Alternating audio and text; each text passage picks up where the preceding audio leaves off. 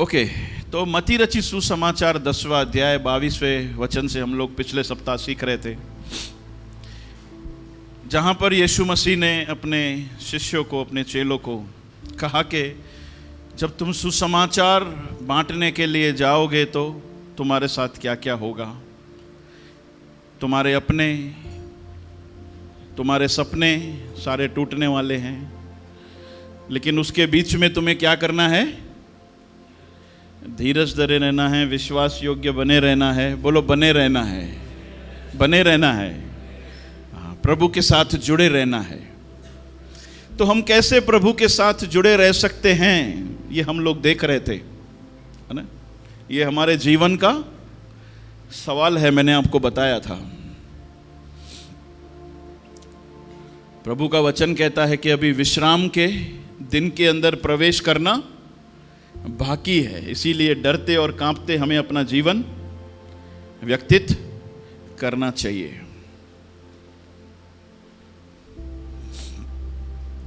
तो क्या करें भैया, कैसे हम बने रहें? याद है पिछले सप्ताह एक पॉइंट बताया था मैंने, क्या करना है? लगातार अपने आप को, फिर से अपने आप को बोलो, लगातार तुझे चेक करना है। कुछ सवालों से मैंने आपको बताया था चेक करना है अपने आप को, है ना। वो चाहे तो YouTube पे संदेश है, फिर से जाकर सुन सकते हो। मैं गारंटी देता हूं प्रभु आपसे अलग तरीके से बात करेगा। तो पहला बात हमने रखा था पिछले सप्ताह में कि डेली एग्जामिन, खुद को, अपने आप को परखते रहना, चेक करते रहना, कुछ सवालों से, कुछ बातों से।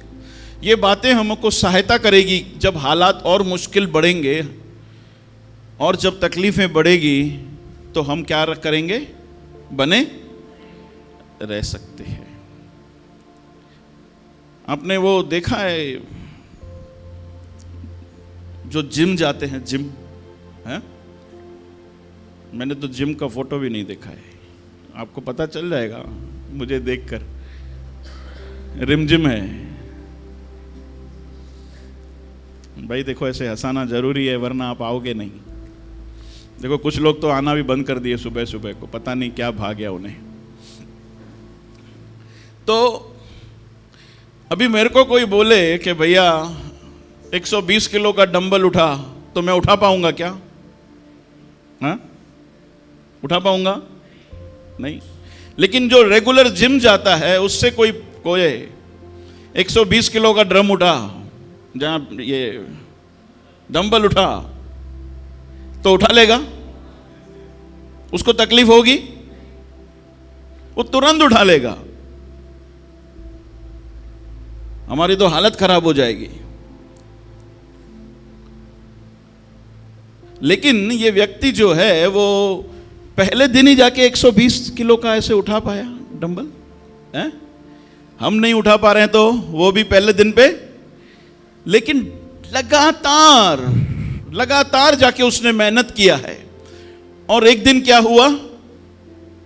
ये वैसी बात है, जब हम लगातार अपने आप को एग्जामिन करते रहेंगे तो इतने मजबूत बनेंगे कि हालात जब और बिगड़ेंगे उस समय हम लोग खड़े रहने के लिए अपने आप को तैयार कर देंगे। आमेन, हालेलुया। कोई समझ पा रहे हो ये कितना इंपॉर्टेंट है? ये इस तरह से काम करेगा।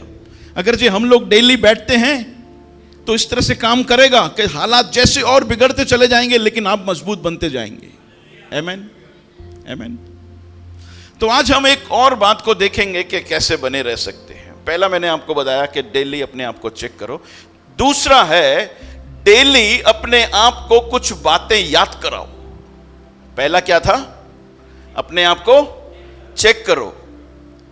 और दूसरा क्या है? डेली अपने आप को कुछ सच्चाइयां याद कराओ डेली। वो आपको मजबूत बनाएगी, सहायता करेगी आने वाले समय में, इस समय खड़े रहने में। कौन सी सच्चाइयां हमको डेली अपने आप को याद कराने की जरूरत है? पहली जो अपने आप को याद करानी है, जो बात हमको याद करानी है, वो ये है कि प्रभु में तेरा कोई भी परिश्रम व्यर्थ नहीं है। क्या याद कराओगे? प्रभु में तेरा कोई भी परिश्रम व्यर्थ नहीं है, तेरे लिए एक रिवॉर्ड है। अपने आप को बोलो, तेरे लिए एक रिवॉर्ड है, और वो भी जोरदार है। हालेलुया। अपने पड़ोसी को देख के बोलो, तेरे लिए रिवॉर्ड है।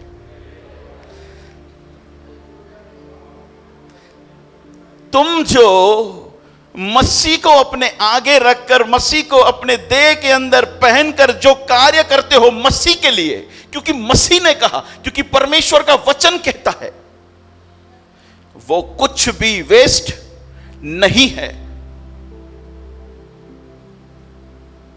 जब तुम माफ करते हो, उसका रिवॉर्ड है। जब तुम भलाई करते हो, उसका एक रिवॉर्ड है। जब तुम नुकसान पहुंचाने वाले के लिए प्रार्थना करते हो, उसका एक रिवॉर्ड है। जब लोग तुम्हारा कुछ बिगाड़ते हैं, तुम उनके साथ सेम व्यवहार नहीं करते हो, रिवॉर्ड है। अपने आप को बोलो, रिवॉर्ड है। ईमानदारी से बिजनेस करते हो, उसका रिवॉर्ड है। अपने आप को अलग बना के रखते हो, उसका एक रिवॉर्ड है। कुछ भी वेस्ट नहीं है। प्रभु में उठाया हुआ हमारा हर एक कदम वेस्ट नहीं है। देखो, भले ही पृथ्वी पर यहां पर कोई सराहे के ना सराहे, यहां पे कोई सराहे के ना सराहे, भोई भले कोई समझे या ना समझे, लेकिन मैं आपको बताना चाहता हूं, एक है जो आपको समझता है। एक है जिसकी आंख की तुम पुतली हो। एक है जो तुमसे बेतहा प्यार करता है। एक है जो तुम्हारा दीवाना है। एक है जिसके लिए तुम्हारा हर एक कदम, छोटे से छोटा स्टेप, उसकी महिमा के लिए मायने रखता है। भले पास्टर ना सराहे, तारीफ ना करे, कोई लीडर तुम्हें ना सराहे, अपने आप को बोलो, भले कोई नहीं सराहे, कोई तारीफ भी नहीं करे, मैं सुबह को यहां पे आके सब कुछ बिछाता हूं, भले मेरे को कोई कुछ भी ना बोले, कोई देखे भी नहीं, वांदा नहीं है, लेकिन एक दिन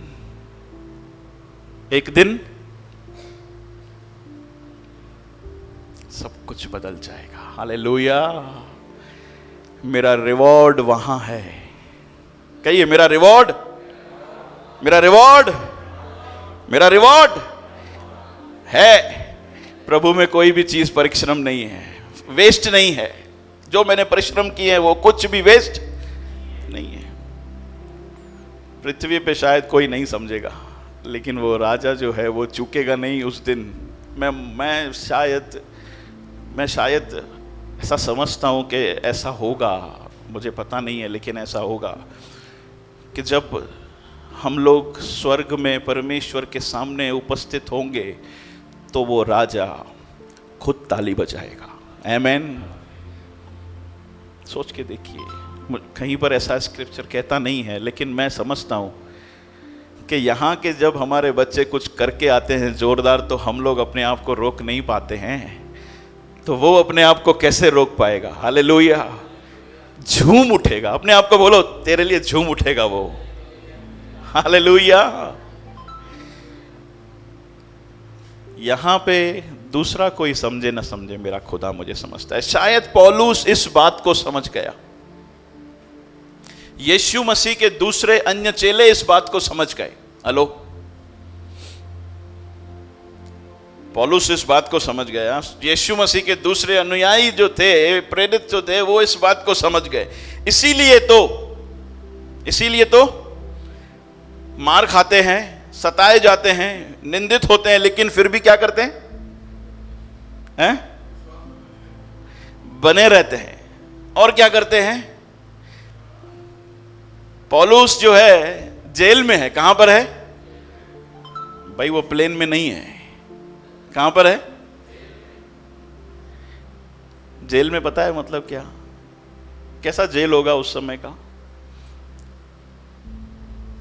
कॉकरोचेस होंगे। कॉकरोच अभी थोड़ी पैदा हुए, पहले भी तो थे। चूहे बुए भी होंगे। बेचारा सो गया होगा, रात को ऐसे कॉकरोच चढ़ता होगा, चूहा के पांव में, सोने दे। क्या बोलता है?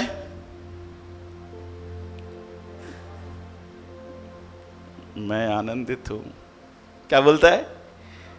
मैं आनंदित हूं। हालेलुया, आमेन। पतरस लिखा है, पहला ये प्रेरितों के काम 5:40 और 41 वचन में पढ़ोगे तो पतरस और अन्य चेलों को पकड़कर लेके गए और वहां पर उनको क्या किया? 39 बैंत मारे। कितना? चमाट नहीं मारी, चाबुक मारे। लेकिन क्या करते हैं? आप देखो, वो पढ़ो, वहां का आनंद देखो उनका। सताओं में, परेशानियों में, जब मार खाते हैं, जब निंदित होते हैं, जब सताए जाते हैं, उनका रवैया देखो क्या है। वे इस बात से आनंदित होकर महासभा के सामने से चले गए कि हम उसके नाम के लिए निरादर होने के योग्य तो ठहरे। नाच रहे हैं। क्या कर रहे हैं? नाच रहे हैं। वो जेल में आनंद मना रहा है, वो जेल में से लोगों को पत्रियां लिख के दूसरों को उभार रहा है, बने रहो, बने रहो। क्यों? क्योंकि प्रभु में तेरा रिवॉर्ड कोई छीन के नहीं लेकर जाने वाला। हालेलुया, आमेन। वचन कहता है, किसी आंख ने देखा नहीं, किसी कान ने, और किसी के आया नहीं, वो बोलो, वो मेरे खुदा ने मेरे लिए तैयार किया है। आमेन, हालेलुया।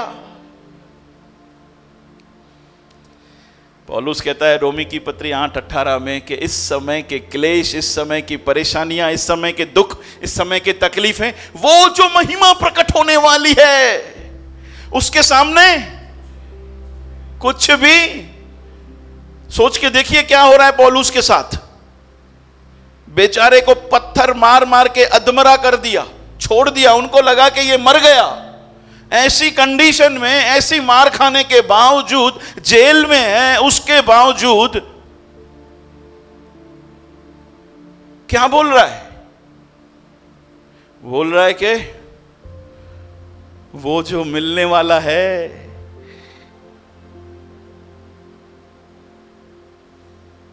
क्या बात है। मलाकी का पुस्तक कहता है, तुम पाले हुए बछड़ों के समान नाचोगे, कूदोगे, फातोगे। यूहन्ना की पत्री 16 उसका 20 कहती है, इस समय तुम लोग दुख करते हो, रोते हो, लेकिन तुम्हारा दुख सुख में।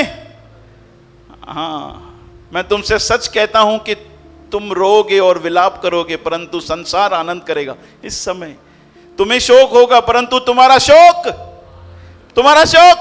अपने आप को बोलो, तेरा शोक आनंद में बदल जाएगा। हालेलुया। रेवलेशन की पुस्तक 21वां अध्याय कहता है, क्योंकि परमेश्वर तेरे साथ रहने वाला है। हालेलुया।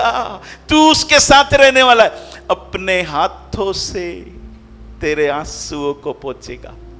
आमेन, हालेलुया।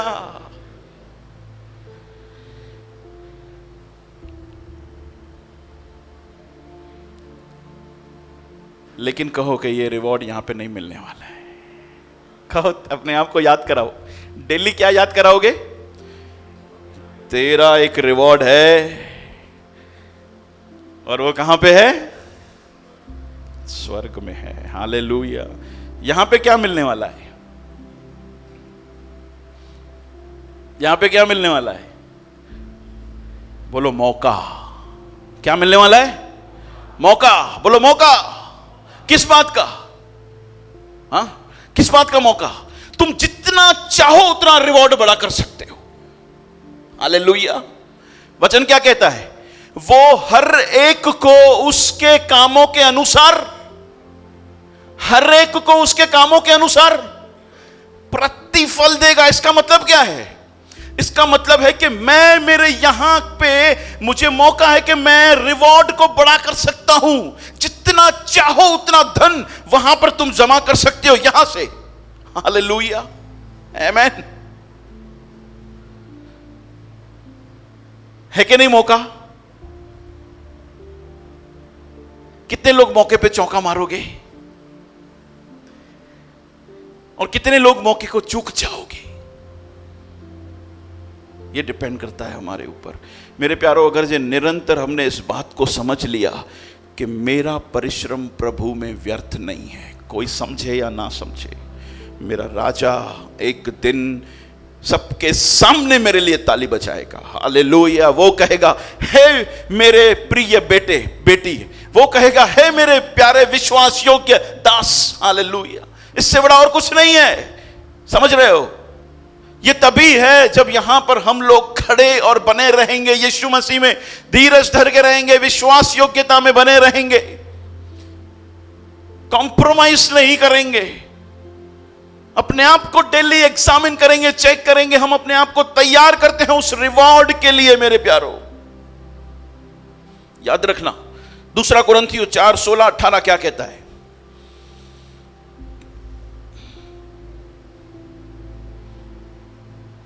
इसीलिए हम हियाव नहीं छोड़ते, यदि भी हमारा बाहरी मनुष्यत्व नाश भी होता जाता है। क्या लगता है? इसीलिए हम हियाव नहीं छोड़ते। किस लिए? यद्यपि भले ही हमारा बाहरी मनुष्यत्व नाश भी होता जाता है, तो भी हमारा भीतरी मनुष्यत्व दिन प्रतिदिन नया होता जाता है। किस बात से? 17, क्योंकि हमारा पल भर का, बोलो पल भर का,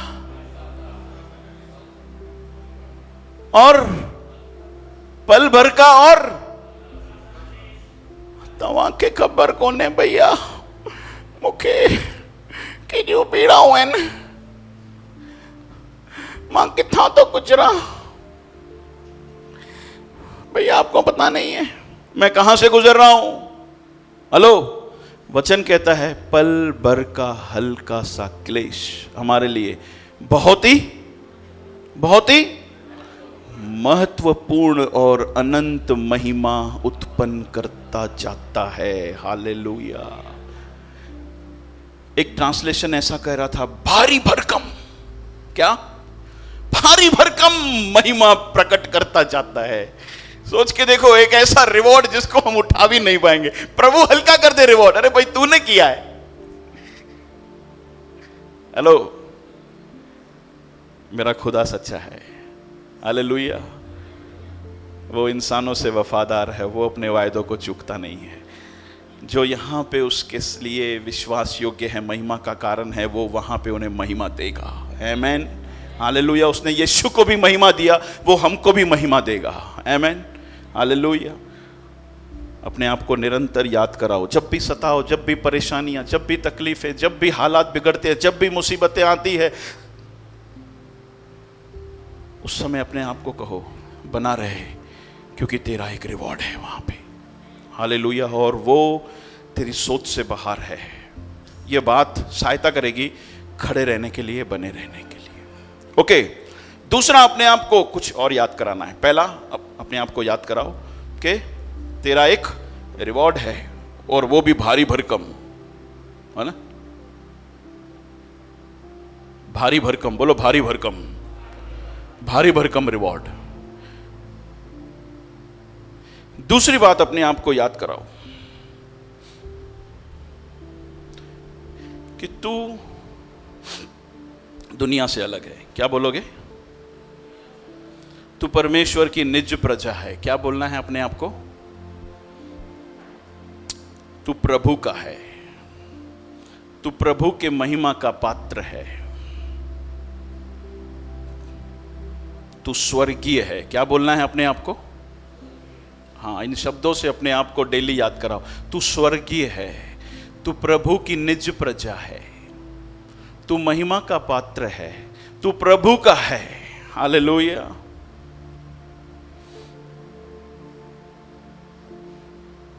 जब हम कहते हैं कि तू प्रभु का है, जब हम कहते हैं कि तू प्रभु की निज प्रजा है, तू स्वर्गीय है, तो हम क्या कहते हैं? इसका मतलब क्या है पता है? हम कहते हैं अपने आप को, क्योंकि तू स्वर्गीय है, तू प्रभु की प्रजा है, इसीलिए तू कुछ भी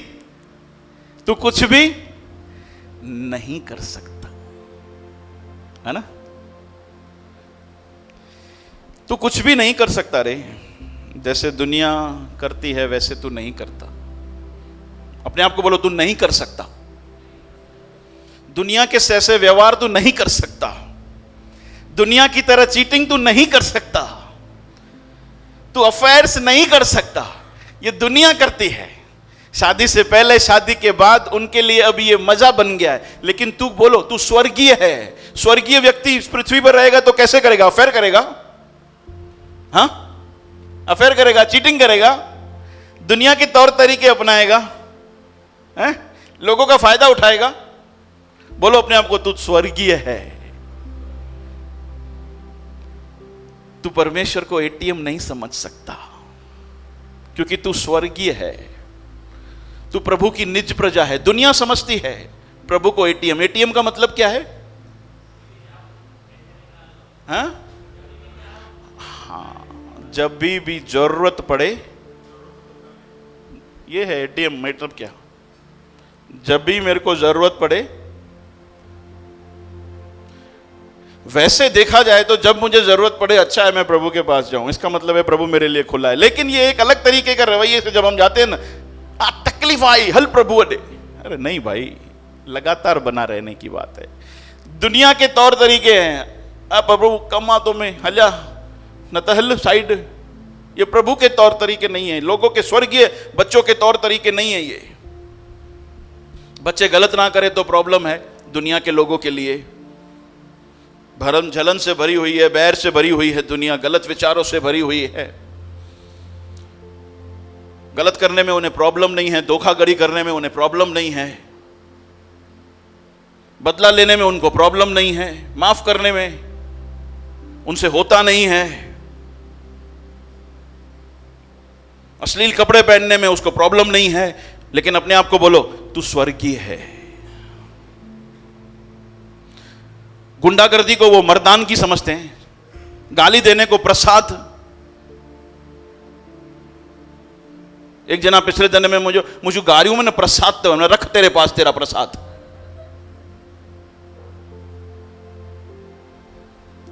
मेरे को ऐसे प्रसाद की कोई जरूरत नहीं है। हेलो, देखो, जब हम कह रहे हैं हम स्वर्गीय हैं, इसका मतलब है हम अपने आप को दुनिया से अलग कर रहे हैं। दुनिया के तौर तरीके, विचार, उनके काम करने का तरीका, उनका स्वभाव, हर तरीके से अपने आप को क्या कर रहे हैं? अलग कर रहे हैं। याद रखना मेरे प्यारो, जब हम अपने आप को ये याद कराएंगे तू अलग है, तू प्रभु का है, ये तभी हम लोग खड़े रह पाएंगे। दुनिया के बीच में जब और प्रलोभन बढ़ेगा और तकलीफें बढ़ेगी और लुभाने वाली चीजें आएगी, अपने आप को याद कराना जरूरी है कि तू अलग किया हुआ है, तू निज है, तू उसका अपना है। तू जैसे के साथ ऐसा नहीं कर सकता, तू दुनिया की तरह नहीं कर सकता। ये याद कराना डेली अपने आप को। जब हम कह रहे हैं तू प्रभु का है, तो दूसरा मतलब क्या पता है? पहला तो तू कुछ भी नहीं कर सकता, एक है। दूसरा, जब हम कह रहे हैं कि तू प्रभु का है, तो इसका मतलब क्या है? इसका मतलब है जैसा प्रभु ने, जैसे लोगों ने प्रभु के साथ किया, वो तेरे साथ भी। हेलो, मैं सही बोल रहा हूं? जब हम कह रहे हैं हम प्रभु के हैं, हम निज प्रजा हैं, हम उसके महिमा के पात्र हैं, हम स्वर्गीय हैं, तो पहला तो हम कह रहे हैं कि हम कुछ भी नहीं कर सकते। दूसरा, हम कह रहे हैं कि जो प्रभु के साथ हुआ, दुनिया वैसा हमारे साथ भी करेगी। सीधी सी बात है, हम एक्सेप्ट कर रहे हैं, हम मान रहे हैं, अपने आप को तैयार कर रहे हैं, होगा, है ना? यीशु का एहसान माना था। जब यीशु मसीह पृथ्वी पर थे, उसका एहसान माना था लोगों ने। भलाई कितना किया, उसका एहसान माना। अब जब तू प्रभु का है तो तेरा क्यों एहसान मानेंगे? प्रभु की भलाइयों को याद रखा था। जब तू प्रभु का है तो तेरी भलाइयों को क्यों याद रखेंगे भाई? वो प्रभु को धोखा दिया था, तो तब तू प्रभु का है तो तेरे से धोखा क्यों नहीं होगा? हेलो, बोलो, भले मेरे साथ धोखा हुए, लेकिन मैं धोखा देने वाला नहीं बनूंगा।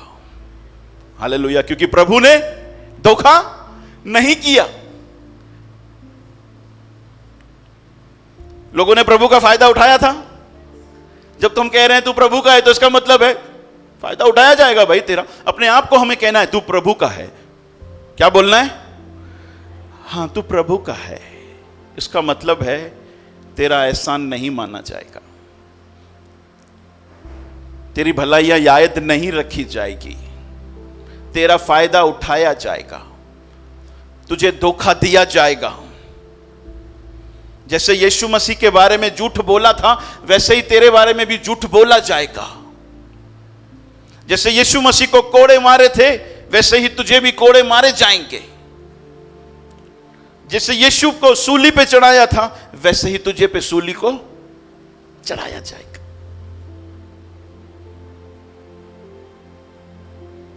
इसका मतलब यह है, हम जब कह रहे हैं, अच्छा कितने लोग यहां पे प्रभु के हैं? हट, क्या जोरदार, हाथ ही नहीं उठ रहे। ऐसे प्रचार के बाद कौन हाथ उठाएगा भैया? नहीं है प्रभु के। हेलो, इनको अभी दूसरी सभा में अलग तरीके से बोलो यार। हेलो, कितने लोग यहां पे प्रभु के हैं? वो हालेलुया बोले, जोर से हालेलुया बोले। हेलो,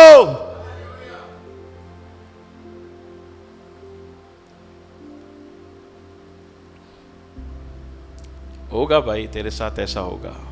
मैं आपको एक और बात बताऊं, जब ऐसा हो शायद नेक्स्ट टाइम आपका हाथ तुरंत उड़ जाएगा।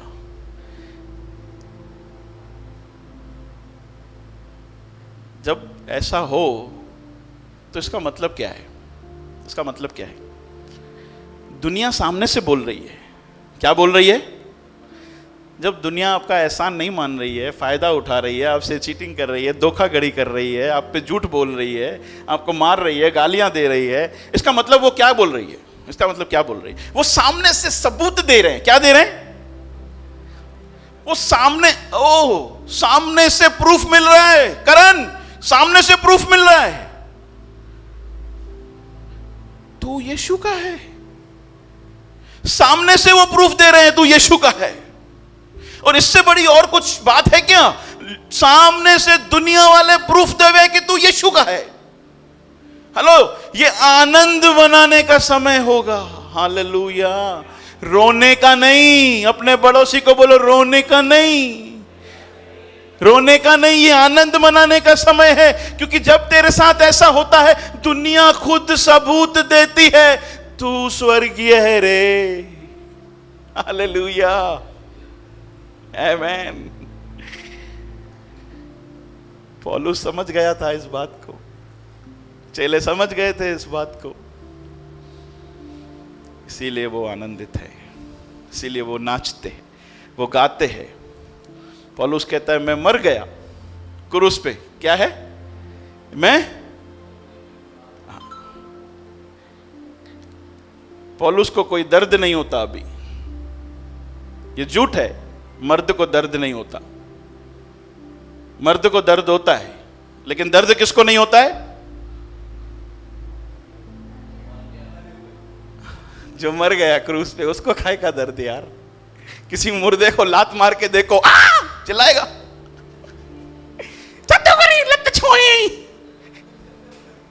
नहीं बोलेगा। पौलुस बोला, मैं मरा हुआ हूं, मारो कुछ भी करो भाई, मेरा रिवॉर्ड प्रभु के पास है। हालेलुया, तुम ऐसा करके साबित कर रहे हो मैं तुम्हारा नहीं हूं। आमेन, ये तो आनंद बनाने का समय होगा। हालेलुया, आमेन। दूसरी बात, अपने आप को याद कराओ कि तू प्रभु की निज प्रजा है, तू स्वर्गीय है, तू प्रभु का है। हालेलुया, जानबूझ के याद कराना है। बोलो, जानबूझ के डेली याद कराना है ये सारी बातें। ओके, तीसरी बात जो अपने आप को याद करानी है वो ये है कि तू जब बना रहेगा ना मुश्किल हालातों में, परेशानियों में, दुनिया के तौर तरीके नहीं अपनाएगा ना, तो तू अपने बच्चों के लिए भी आशीष बन जाएगा। हालेलुया। पहला क्या था? पहला क्या याद कराओगे? प्रभु में तेरा परिश्रम व्यर्थ। दूसरा क्या याद कराओगे? हम स्वर्गीय हैं, दुनिया से अलग हैं, प्रभु ने हमें अलग किया है। हम किसके हैं? प्रभु के हैं। जो उसके साथ हुआ तेरे साथ भी होगा। तीसरा क्या याद कराओगे? जब बना रहेगा तो तेरे बच्चों के लिए तू पीढ़ी के लिए आशीष का कारण बन जाएगा। हालेलुया। बाइबल के अंदर ऐसे बहुत सारे सबूत हैं। प्रेरितों के काम में लिडिया नामक औरत के बारे में पढ़ लीजिए। एक औरत अपने घर के लिए उद्धार का कारण बन गई। प्रेरितों के काम में कुरनेलियस के बारे में पढ़ लीजिए। एक व्यक्ति, एक जेलर अपने परिवार के लिए उद्धार का कारण बन गया। तिमोथी को देख लीजिए, उसकी नानी और उसकी मां प्रभु में थी, उसका बाप तो अन्य जाति था, लेकिन उन्होंने अपने बच्चे को ऐसे बनाया कि पौलुस का सबसे खास बन गया वो। हालेलुया, समझ रहे हो? सबसे खास। क्योंकि नानी खड़ी रही, उसकी मां खड़ी रही, क्योंकि लिडिया खड़ी रही, क्योंकि कुरनेलियस खड़ा रहा, हम देखते हैं कि आशीषें पीढ़ी में जा रही है। हालेलुया। साउल के बेटे योनातन को देख लो। साउल दाऊद को मारना चाहता था, लेकिन योनातन जो है दाऊद को बचाना चाहा। आप देखो आगे चलकर सब लोग भूल गए, लेकिन खुदा नहीं भूला। खुदा नहीं भूला, उसने दाऊद के दिल के अंदर डाला, देख साउल के वंशज का कोई है क्या। वहां पे मेफीबोशेत नाम का, जो योनातन का बेटा है, किसका? योनातन का बेटा। क्योंकि योनातन ने दाऊद के साथ अच्छा किया था, सही किया था। हम देखते हैं कि सब कुल खत्म होने के बाद भी साउल का, फिर भी मेफीबोशेत जो बच गया है, उस पे परमेश्वर अपनी रहमतों को उंडेल रहा है। क्योंकि इन लोगों ने परमेश्वर को आगे रखकर सारे काम किए। उनके मसीहत में, उनके बच्चों में वो आशीष जा रही है। राजा दाऊद को देख लो। आइए वचन पढ़ते। पहला राजा 11, 31 और 34।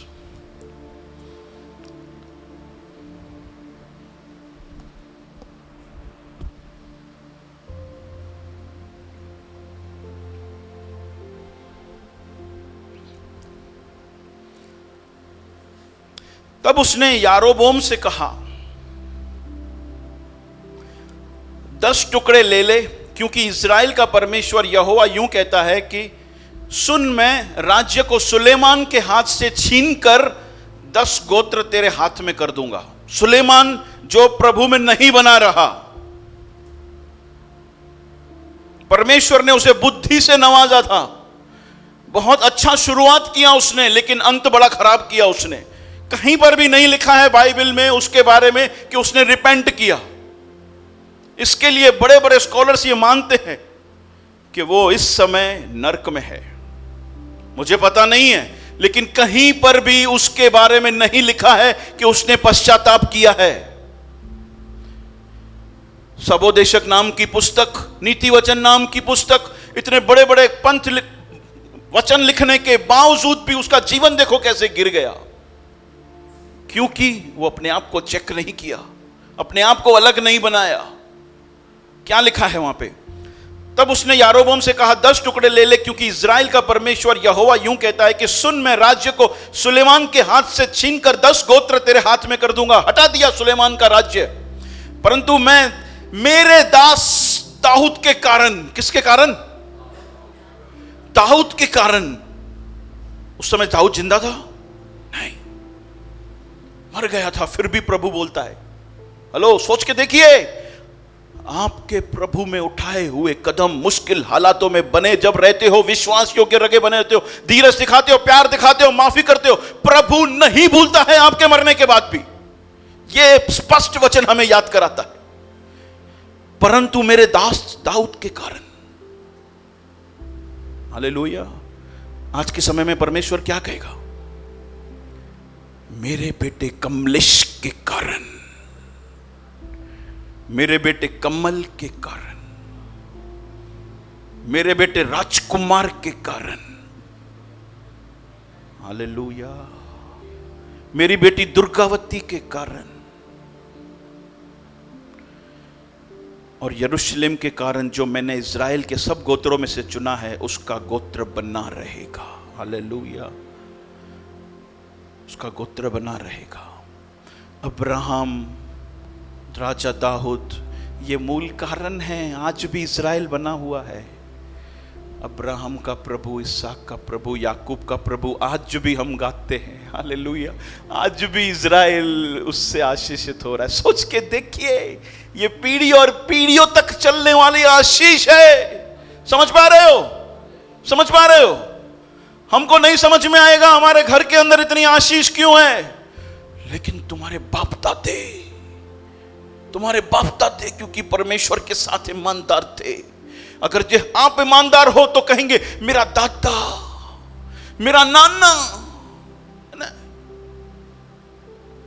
बोलेंगे विजय भाई को मेरा नाना, बेटी है उनको ब्याह कर भेजेंगे, उनके बच्चे होंगे, क्या बोलेंगे? मेरी नानी संगीता, मेरा नाना विजय भाई। पता है परमेश्वर के साथ इतना सीधा था, उसकी वजह से आज हमारे घर में आशीषें हैं। हालेलुया, आमीन, हालेलुया।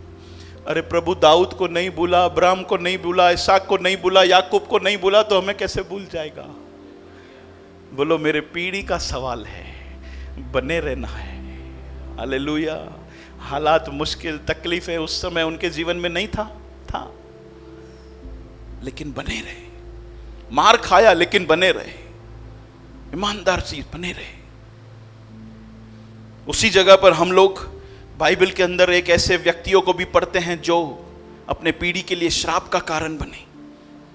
जैसे था साउल को देख लो, खत्म किया उसके राज्य को पूरा का पूरा। वचन कहता है कि साउल के समान और कोई सुंदर व्यक्ति नहीं था जब प्रभु ने उसको चुना था। तो सोच के देखो, खत्म कर दिया साउल की पीढ़ी को, हटा तेरे में से उठाकर लेकर दिया। उसके पीढ़ी में कोई आशीष नहीं। गैजी को देख लो, प्रोफेट एली को देख लो, क्योंकि वो खुद भी पेटू हो गया था। उसका जब सर टूटा ना, वजन के कारण सर टूट गया। इसका मतलब क्या है? उसको भी हराम की खाने की आदत पड़ गई थी। एक समय था सीधा था, लेकिन बाद में ऐसा हुआ। परमेश्वर कहता है तेरे में से कोई भी मैं उठाऊंगा नहीं अब नबी। सोच के देखो, प्रोफेट एली, गेहजी अपने बच्चों के लिए कोढ़ का कारण बन गया। केन अपने बच्चों के लिए कारण बन गया गिरने का। फरीसी लोग जो कहते हैं प्रभु का लहू हमारे ऊपर, पिछले समय अमित भाई ने बताया था 60 लाख यहूदियों को हिटलर ने मार डाला। क्यों भाई, क्यों? क्या हुआ अचानक से? क्योंकि उन्होंने खुद बोला था कि यीशु मसीह का लहू हमारे और हमारे बच्चों पे होना है। क्योंकि बने नहीं रहे, इसके लिए बच्चों के जीवन के अंदर श्राप जा रहा है। एक बाजू आशीषें, एक बाजू श्राप। मूसा कहता है तुम्हारे सामने जीवन और मरण मैंने दोनों रख दिया है, चुनाव तुम्हारे हाथ में है। हालेलुया। राजा हेरोद को पता है ना, नए नियम में किसका वंशज है? जब हम पढ़ेंगे तो वो ईसाऊ का वंशज है। किसका? ईसाऊ कौन है? याकूब का भाई, जिसने दाल के लिए अपने पद को बेच दिया।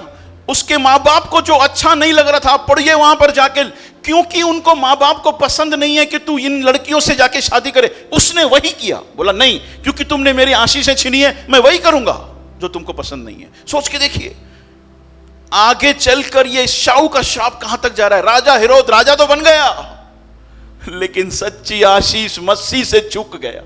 अरे दुनिया का सब कुछ मिल जाएगा, गाड़ी, बंगलो, धन, फ्रिज, ऑफिस सब मिल जाएगा, लेकिन मसीह चूक जाएंगे आपके बच्चे, आपकी पीढ़ी। आप देख पा रहे हो राजा हेरोद, उसका साफ साफ एक बहुत बड़ा सबूत है। अपने आप को जू कहता है, अपने आप को यहूदी कहता है एडोमाइट, ईसाऊ का वंशज है।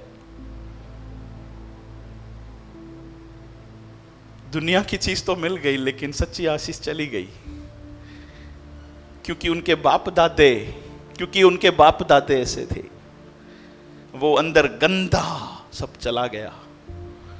आपके हाथ में है, बदल सकते हो अपनी पीढ़ी के लिए, सब कुछ बदल सकते हो अपने पीढ़ी के लिए, खड़े रहकर, ईमानदारी रखकर, विश्वास योग्य रहकर। हालेलुया।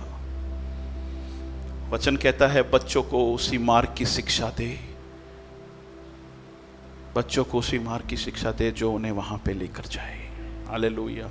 रात और दिन अपने बच्चों को सिखाया कर यीशु मसीह और परमेश्वर यहोवा के मार्ग। ऐसा नहीं कहना चाहता हूँ वो नहीं गिरेंगे, हेलो, ऐसा नहीं चाहता हूँ, वो ऐसा नहीं कह रहा हूँ नहीं गिरेंगे, लेकिन हमारा काम हमें पूरा करना है, उन्हें बताते रहना है, समझाते रहना है। सुमित जब छोटा था तो उस समय जब नवरात्रि होती थी हमारे सोसाइटी में गरबे खेलने जाते थे तो मैं उसको मना करता था। मैं बोलता था कि नहीं, हम लोग मूर्ति पूजा करने वाले नहीं हैं, हम लोग वहाँ पर वो अन्य जो खुदा नहीं है उनकी आराधना है ये एक तरीके की। तो वो बोल रहा पापा मैं खेलने कहाँ जा रहा हूँ, मैं तो खाली बैठा हूँ वहाँ पर। बच्चा था, लेकिन मैं निरंतर उसको बताते रहा, लेकिन आज वो नहीं जाता। आज वो ऐसे गानों पे नहीं डांस करता है जो दूसरों को आराधना वर्शिप करते हैं, नहीं करता है। क्या परफेक्ट है, सिद्ध हो चुका है? नहीं। क्या गिरता नहीं है? गिरता है। क्या कंप्लीट है? नहीं। लेकिन मेरे को पूरा करना है मेरा। हालेलुया। और ये तभी होगा जब हम लोग बोलो खड़े रहेंगे, जब हम बने रहेंगे। जब हम बने रहेंगे तो कहीं ना कहीं परमेश्वर का वो जो आशीष है ना अपने बच्चों पर रहेगा। हालेलुया। वो अब्राहम को याद करके कहता है लूत को मैं बचाऊंगा। सोच के देखो लूत को क्यों बचाया है, उत्पत्ति में जाके पढ़ो, लिखा है वहां पे मैं अब्राहम के कारण लूत को बचाया। तो कुछ है जब हम परमेश्वर के साथ खड़े रहते हैं तो जाता है आशीष। हालेलुया। समझो इस बात को। क्यों बने रहना है, क्यों खड़े रहना है, क्या याद दिलाना है? तेरे पीढ़ी का सवाल है, तेरे बच्चों का सवाल है, इसीलिए तुझे बने रहना जरूरी है, खड़े रहना जरूरी है। प्यार करते हैं अपने बच्चों से, हैं? बहुत बड़ा कारण है हमारे पास। हालेलुया। चौथा, ओके कोई टीम, चौथा अपने आप को क्या याद कराना है? क्या याद कराना है? दूसरा पत्रस 3:10-13, जल्दी से जब तक कोई टीम आती है। आपका ध्यान यहां पे रहना चाहिए, वो आएंगे अपने आप से, क्योंकि जैसे ही कोई टीम बोलते हैं आप लोगों का सब दिमाग बंद हो जाता है, बुक बंद हो जाता है, शट। ऐसा नहीं होना चाहिए। हेलो, ठीक है। दूसरा पत्रस 3, चौथी बात जो याद करानी है वो ये है, प्रभु का दिन चोर की नहीं आ जाएगा। उस दिन आकाश बड़ी हड़गड़ाहट के शब्द के साथ जाता रहेगा और तत्व बहुत ही तृप्त होकर पिघल जाएंगे और पृथ्वी और उस पर के सारे काम जल जाएंगे। तो जबकि ये सब वस्तुएं इस रीति से पिघलने वाली है तो तुम्हें पवित्र चाल चलन और भक्ति में कैसे मनुष्य होना चाहिए और परमेश्वर के उस दिन की बाट किस रीति से जोना चाहिए और उसके आने के लिए कैसा यत्न करना चाहिए, जिसके कारण आकाश आग से पिघल जाएंगे और आकाश के गण बहुत ही तृप्त होकर गल जाएंगे। हेलो, आप मानते हो ये परमेश्वर का वचन है? हैं? तो परमेश्वर का वचन क्या कहता है? परमेश्वर का वचन कहता है कि भाई ये सब कुछ जो पृथ्वी पर है जलने वाला है, खत्म होने वाला है। अपने आप को याद कराओ, सब कुछ पृथ्वी पर इस समय जो है वो टेम्पररी है। क्या कहोगे? कुछ समय के लिए है।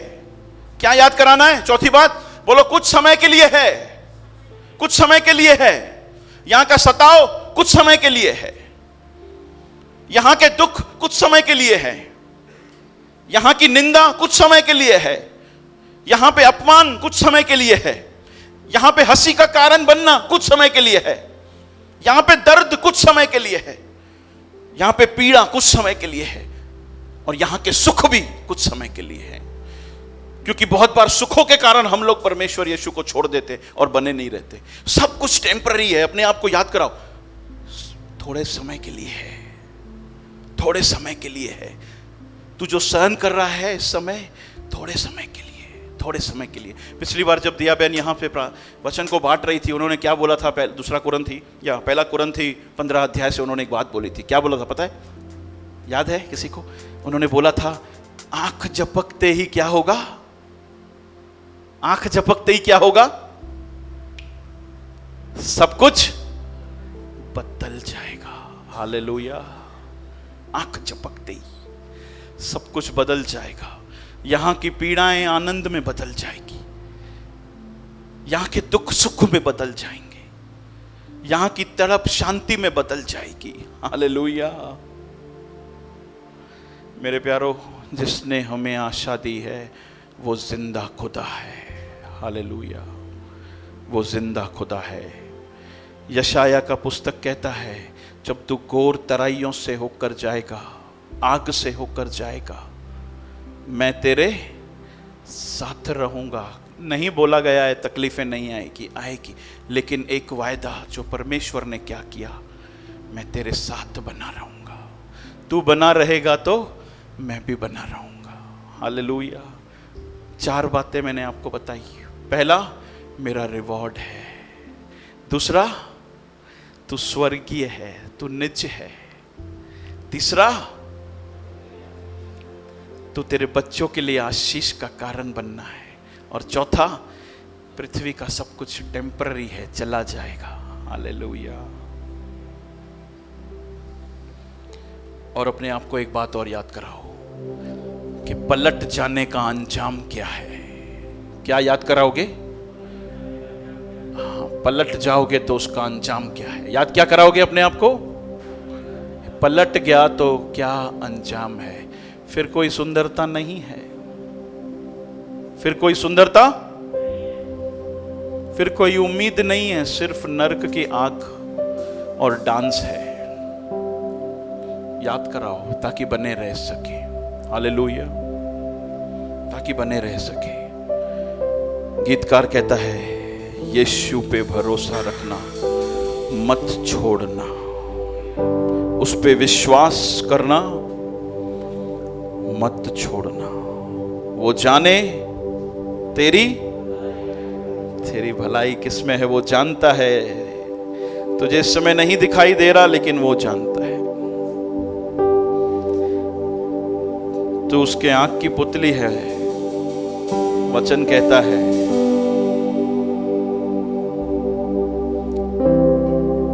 तू उसके आंख की पुतली है। वचन कहता है,